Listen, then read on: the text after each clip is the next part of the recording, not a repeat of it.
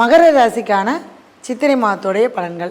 மகர ராசிக்கு பார்த்தீங்க அப்படின்னா 7.5 சனி முடிஞ்சு 3ஆம் இடத்துக்கு சனி பகவான் வந்திருக்கார். அப்போ உங்களுக்கு ஒரு புதிய மாற்றத்தை கட்டாயம் கொடுப்பார்.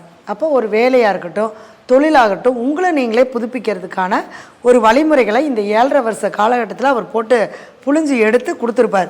அப்போ அப்படிங்கிறப்ப என்னென்னா, உங்களை நீங்களே ஒரு புதுப்பிச்சுக்கிறதுக்கான வழிமுறைகள் எல்லாமே நீங்கள் தேர்ந்தெடுத்து பண்ணலாம். எந்த ஒரு முயற்சியாக இருந்தாலும் தாராளமாக செய்யலாம். இளைய சகோதர உறவு உங்களுக்கு ரொம்ப சப்போர்ட்டாக இருப்பாங்க. அவங்களுக்கு நீங்கள் ஒரு உதவி பண்ணுறதும், அவங்க உங்களுக்கு ஒரு உதவி பண்ணுறதும் இந்த காலகட்டத்தில் ரொம்ப சூப்பராக இருக்கும். அதே மாதிரி 3ஆம் இடத்துல 4 கிரகம் இருக்குது. சனி பகவான் மட்டும் இல்லை, சுக்கிரனும் அங்கே இருக்கார், ராகுவும் அங்கே இருக்கார், புதன் பகவானும் அங்கே இருக்கார். அப்படிங்கிறப்ப மகர ராசிக்கு பூர்வ புண்ணிய ஸ்தானாதிபதி 3ஆம் இடத்துல இருக்கும்போது உங்களுடைய குலதெய்வத்துடைய அனுகிரகம் பரிபூர்ணமாக நமக்கு கிடைக்கும். அதே மாதிரி குழந்தை பாக்கியம் இல்லாதவங்களுக்கு குழந்தை பாக்கியம் கிடைக்கும். அதே சமயத்தில் மனசு ரீதியான ஒரு சந்தோஷங்கள், மகிழ்ச்சி கண்டிப்பாக கிடைக்கும். ஏதாவது ஒரு ஆன்மீக சுற்றுலா பயணங்கள் போகிறது, ஒரு கோயிலுக்கு ரொம்ப நாளாக போக முடியாமல் இருக்குது அப்படின்னு இருக்கிறவங்களுக்கு கூட இந்த காலகட்டத்தில் நீங்கள் அதுக்கான முயற்சிகளை எடுத்திங்கன்னா போயிட்டு வந்துடுவீங்க. அடுத்தது மகர ராசிக்கு பார்த்திங்கன்னா 8ஆம் அதிபதி 4ஆம் இடத்துல உச்சமாக இருக்கார். அதனால் கொஞ்சம் தாயாருடைய உடல் நலத்தில் கவனமாக இருக்கணும். தந்தைக்கும் அதே மாதிரி தான் ஒரு சில தொந்தரவுகளை, உடல் தொந்தரவுகளை கொடுக்கும்.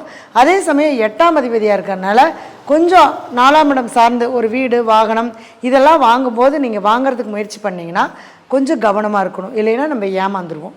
சரிங்களா? இந்த ஏமாற்றமான ஒரு மனையை நம்மளுக்கு வாங்கி கொடுத்துருவாங்க. அதனால் இந்த காலகட்டம் அதை தவிர்த்துக்கிறது ரொம்ப நல்லாயிருக்கும். அதே மாதிரி பொருளாதாரம் சார்ந்த விஷயங்களில் பார்த்திங்கன்னா எப்பவுமே ஒரு என்ன தேவையோ அந்த தேவைக்கு உண்டான அளவுக்கு தான் மகர ராசிக்கு பணம் வரும். அப்போ அந்த தேவைகளை நீங்கள் அதிகப்படுத்திக்கும் போது உங்களுக்கு அதிக அளவுக்கான பணம் நமக்கு பொருளாதார ரீதியாக ரொம்ப சிறப்பாக இருக்கும். ஏன்னா உங்களுக்கு 2ஆம் அதிபதியே சனி பகவானாக இருக்கிறதுனால அவர் 3ஆம் இடத்துக்குனால பணம் கண்டிப்பாக வரும். வரக்கூடிய பணம் செலவும் ஆகும். சரிங்களா? அடுத்தது பார்த்திங்க அப்படின்னா மகர ராசிக்கு பாக்கியஸ்தானத்தில் சனி பகவான் பார்க்குறார்.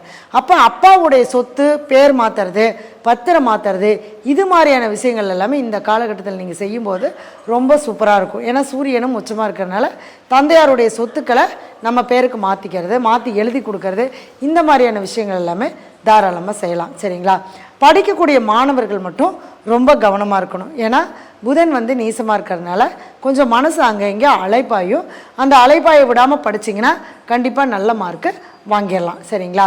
அடுத்தது பார்த்திங்க அப்படின்னா உங்களுடைய ராசிக்கு 5, 10ஆம் அதிபதியான சுக்கிரன் உச்சமாக இருக்கிறதுனால நல்ல, அதாவது முதலீடு இல்லாத தொழில் அப்படிங்கிறது நீங்கள் ஆரம்பிச்சிங்க அப்படின்னா கண்டிப்பாக சூப்பராக இருக்கும். முதலீடுன்னா என்னங்க, ஒரு 10 லட்ச ரூபா 15 லட்ச ரூபா போட்டு ஆரம்பிக்காமல் உங்களால் என்ன முடியுமோ ஒரு சின்னதாக அந்த மாதிரி கமிஷன் பேஸில் செய்யக்கூடிய எந்த வேலையாக இருந்தாலுமே உங்களுக்கு சூப்பராக இருக்கும். ஏன்னா 3ஆம் இடத்துல இருக்கார். அப்படிங்கிறப்ப இந்த தகவல் தொடர்பு, இந்த மாதிரி பத்திரப்பதிவு, இந்த மாதிரியான வேலைகள் நீங்கள் செய்யும்போது உங்களுக்கு அதுக்கான விஷயங்கள் ரொம்ப சூப்பராக இருக்கும். சரிங்களா? அடுத்தது பார்த்திங்க அப்படின்னா 3ஆம் இடத்துல ராகு, 5ஆம் இடத்துல குரு பகவான். அப்போ 5ஆம் இடத்துல குரு வந்தாலே பூர்வ புண்ணிய ஸ்தானத்துக்கு குரு வந்திருக்கார். அப்படிங்கிறப்ப உங்களுடைய முன்னோர்களுடைய ஆசீர்வாதம் பரிபூர்ணமாக கண்டிப்பாக கிடைக்கும். அப்போ குலதெய்வ வழிபாடும் உங்களுடைய முன்னோர்களுடைய வழிபாடும் இந்த மாதத்தில் நீங்கள் செய்யும்போது நிச்சயமாக உங்களுடைய வாழ்க்கையில் ஒரு நல்ல முன்னேற்றம் கிடைக்கும். சரிங்களா?